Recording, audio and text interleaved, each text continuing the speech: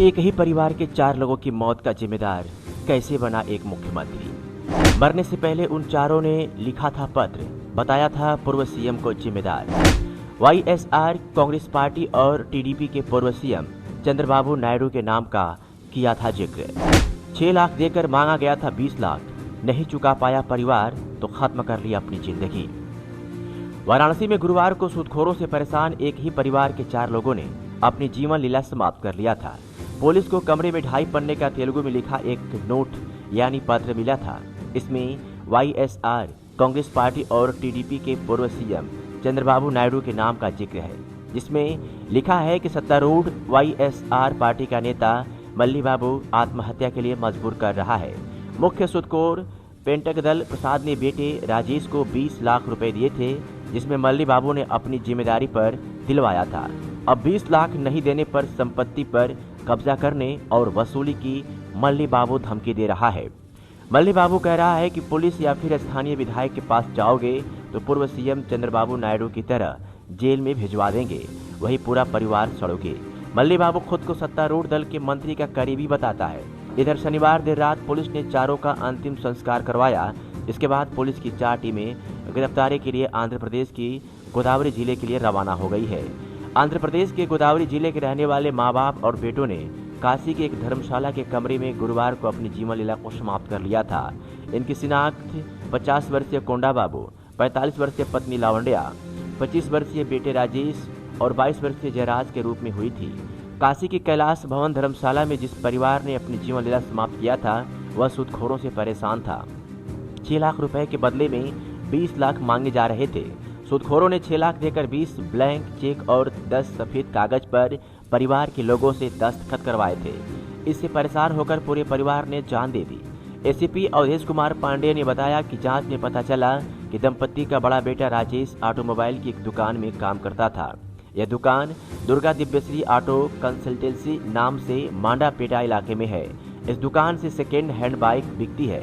दुकान के मालिक मंडापेटा निवासी पेटंगदल प्रसाद ने सत्तादल नेता रामी रेड्डी वीरलक्ष्मी और मल्ली बाबू के साथ मिलकर उसके भाई और माँ बाप से सादे कागज के साथ ही बांड पर धमकाकर दस्तखत करा लिए थे।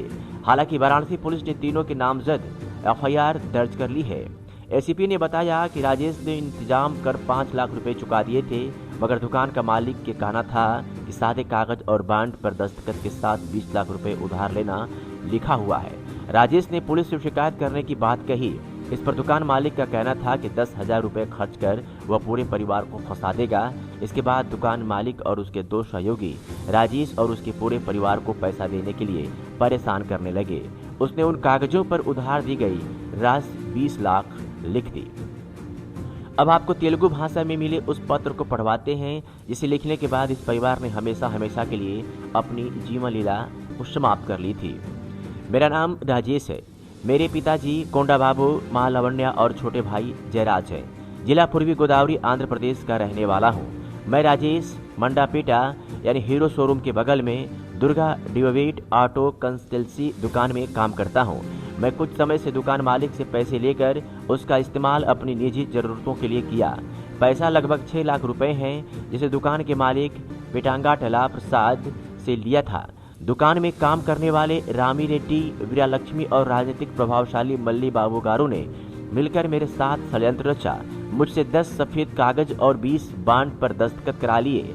बहुत सख्ती से मुझसे और मेरे माता पिता से यह लिखवा कर हस्ताक्षर करा लिए कि जीतते ही पैसा वापस कर दिया जाएगा।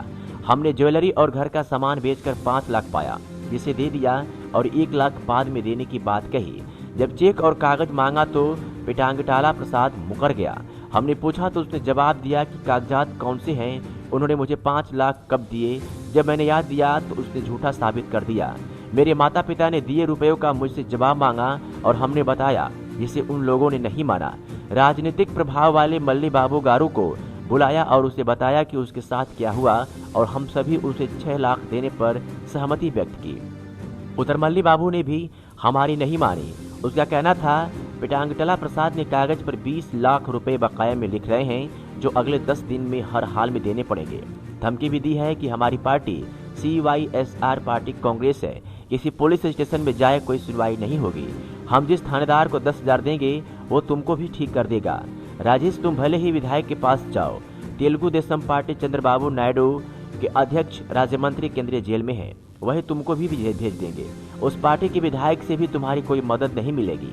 धमकियों के चलते हम शहर छोड़ना चाहते हैं और पूरे राज्य में हमारे लोग भी हमारे साथ नहीं थे।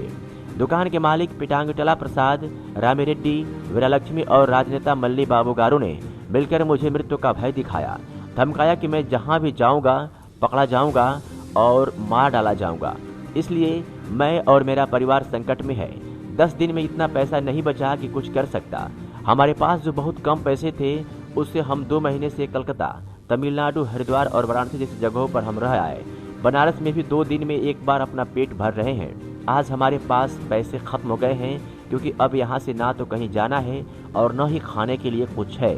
हमारी मौत करीब है और एक राह है कि मरते समय कोई झूठ नहीं बोलेगा। इसलिए हम सच कह रहे हैं कि हम 4 लोगों की मौत का यही कारण है। वे 3 हैं, दुर्गा दिव्यश्री ऑटो कंसल्टेंसी दुकान के मालिक पिटांगटला प्रसाद, रामिरेड्डी, वीरालक्ष्मी और नेता मल्ली बाबू।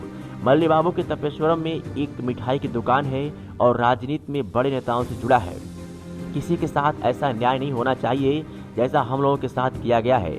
हमें उम्मीद है कि हमारे साथ न्याय होगा, इनमें से किसी को भी बख्शा नहीं जाए। हमारा एक छोटा सा अनुरोध है कि हमारी मृत्यु के बाद हमारे शरीर का अंतिम संस्कार काशी में ही किया जाना चाहिए। और उन लोगों ने अपनी जीवन लीला को समाप्त कर लिया। इस खबर के बाद प्रदेश ही नहीं पूरा देश बर्माहत है कि भला सूदखोरों ने इतना उन्हें परेशान किया, उन लोगों ने मौत को ही गले लगा लिया।